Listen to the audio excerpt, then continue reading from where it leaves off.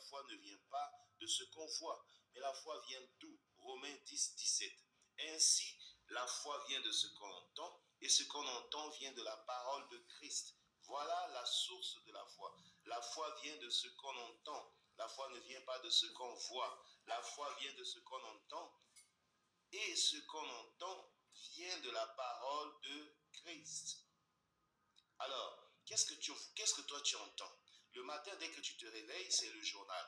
Ce sont les paroles de la famille, ce sont les amis, ce sont les réseaux sociaux, parfois même pas chrétiens du tout.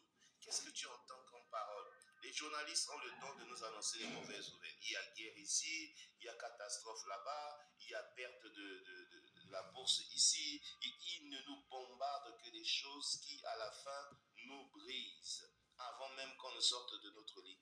Est-ce que c'est une bonne chose de te connecter à ces paroles-là, ou c'est mieux pour toi de te connecter à la parole de Dieu pour un peu de temps? Ensuite, tu pourras aller écouter les informations. Ensuite, tu pourras aller partout. Je m'informe aussi comme vous, mais je voudrais te dire que la primeur, la première parole que tu dois semer dans ton cœur le matin, c'est la parole de Dieu. Parce qu'elle a un pouvoir.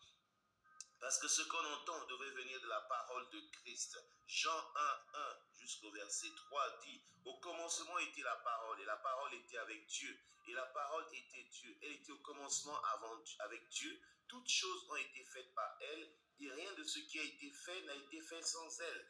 Rien de ce qui a été fait n'a été fait sans la parole. Dieu dit que la terre soit, et elle fut. La bouche de l'Éternel déclare, et sa main l'accomplit. Voici les paroles qu'il faut que tu mettre dans le cœur pour enrichir ta foi, pour alimenter ta foi. C'est pourquoi vous voyez dans Luc 5, 5,